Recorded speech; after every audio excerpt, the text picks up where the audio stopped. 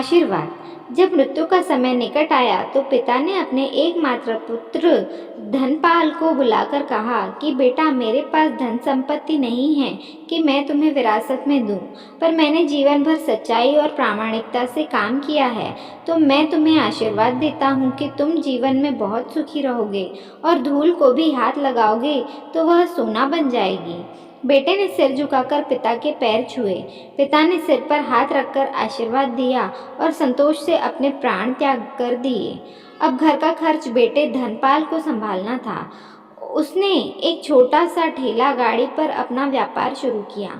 धीरे धीरे व्यापार बढ़ने लगा। एक छोटी सी दुकान ले ली। व्यापार और बढ़ा।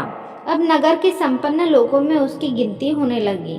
उसको विश्वास था कि यह सब मेरे पिता के आशीर्वाद का ही फल है, क्योंकि उन्होंने जीवन में दुख उठाया पर कभी धैर्य नहीं छोड़ा, श्रद्धा नहीं छोड़ी, प्रामाणिकता नहीं छोड़ी।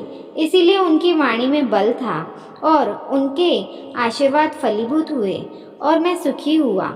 उसके मुंह से बार बार यह बात निकलती थी।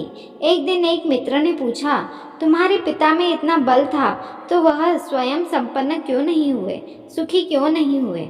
धनपाल ने कहा, मैं पिता की ताकत की बात नहीं कर रहा, मैं उनके आशीर्वाद की ताकत की बात कर रहा हूँ। इस प्रकार वह बार बार अपने पिता के आशीर्वाद की बात करता तो लोगों ने उसका नाम रख दिया बाप का आशीर्वाद। धनपाल को इससे बुरा नहीं लगता। वह कहता कि मैं अपने पिता के आशीर्वाद के काबिल निकलूं, यही चाहता हूँ। ऐसा करते हुए कई साल बीत गए। वह विदेशों में व्यापार करने लगा। जहाँ भी व्यापार करता उससे बहुत लाभ होता। एक बार उसके मन में आया कि मुझे लाभ ही लाभ होता है, तो मैं एक बार नुकसान का अनुभव करूं। तो उसने अपने एक मित्र से पूछा कि ऐसा व्यापार बताओ कि जिसमें मुझे नुकसान हो। मित्र को लगा कि इसको अपनी सफलता और पैसों का घमंड आ गया है। इसका घमंड दूर करने के लिए इसको ऐसा धंधा बताऊं कि इसको नुकसान ही नुकसान हो। तो उसने उसको बताया कि तुम भारत में लौंग खरीदो और जहाज में जाकर अफ्रीका के जंजीबार में जाकर बेचो। धनपाल को यह बात ठीक लगी। जंजीबार तो लौंग का देश है, वहाँ से लौंग भारत में लाते हैं और यहाँ 10 से 12 गुना भाव पर बेचते हैं। भारत में खरीदी करके जंजीबार में बेचें तो साफ नुकसान सामने दिख रहा है। परंतु धनपाल ने तय किया कि मैं भारत में लौंग खरीदकर जंजीबार खुद लेकर जाऊंगा, देखूं कि पिता के आशीर्वाद कितना साथ देता है। नुकसान का अनुभव लेने के लिए उसने भारत में लौंग खरीदे और जहाज में भरकर खुद उनके साथ जंजीबार द्वीप पहुंचा। जंजीबार में सुल्तान का राज्य था। धनपाल जहाज से उतरकर लंबे रेतीले रास्ते पर जा रहा था, वहां के व्यापारियों से मिलने को। उसे सामने से सुल्तान जैसा व्यक्ति पैदल सिपाहियों के साथ आता हुआ दिखाई दिया। उसने किसी से पूछा कि यह कौन है। उन्होंने कहा, यह सुल्तान है। सुल्तान ने उसको सामने देखकर उसका परिचय पूछा। उसने कहा, मैं भारत के गुजरात के खंभात का व्यापारी हूँ और यहाँ व्यापार करने आया हूँ। सुल्तान ने उसको व्यापारी समझकर उसका आदर किया और उससे बात करने लगा। धनपाल ने देखा कि सुल्तान के साथ सैकड़ों सिपाही हैं, परंतु उनके हाथ में तलवार, बंदूक आदि कुछ भी न होकर बड़ी बड़ी छलनियाँ हैं। उसको आश्चर्य हुआ। उसने विनम्रता पूर्वक सुल्तान से पूछा, आपके सैनिक इतनी छलनी लेकर के क्यों जा रहे हैं? सुल्तान ने हंसकर कहा, बात यह है कि आज सवेरे मैं समुद्र तट पर घूमने आया था, तब मेरी उंगली में से एक अंगूठी यहाँ कहीं निकलकर गिर गई। अब रेत में अंगूठी कहाँ गिरी पता नहीं, तो इसीलिए मैं इन सैनिकों को साथ लेकर आया हूँ। यह रेत छानकर मेरी अंगूठी उसमें से तलाश करेंगे। धनपाल ने कहा, अंगूठी बहुत महंगी होगी। सुल्तान ने कहा, नहीं, उससे बहुत अधिक कीमती वाली अनगिनत अंगूठी मेरे पास है, पर वह अंगूठी एक फकीर का आशीर्वाद है। मैं मानता हूँ कि मेरी सल्तनत इतनी मजबूत और सुखी उस फकीर के आशीर्वाद से है, इसीलिए मेरे मन में उस अंगूठी का मूल्य सल्तनत से भी ज़्यादा है। इतना कहकर कि सुल्तान ने फिर पूछा, बोलो सेठ, इस बार आप क्या माल लेकर आए हो? धनपाल ने कहा कि लौंग। सुल्तान के आश्चर्य का ठिकाना नहीं रहा।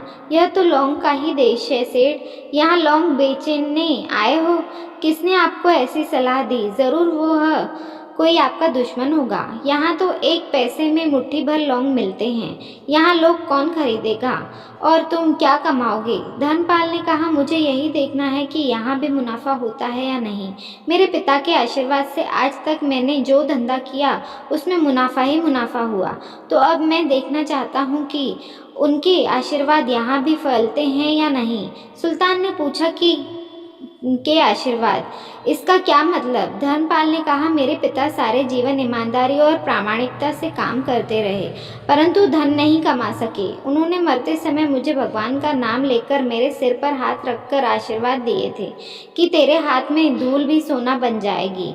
ऐसा बोलते बोलते धर्मपाल नीचे झुका और ज़मीन की रेत से एक मुट्ठी भर और सम्राट सुल्तान के सामने मुट्ठी खोलकर उंगलियों के बीच में से रेत नीचे गिराई तो धर्मपाल और सुल्तान दोनों का आश्चर्य का पार नहीं रहा।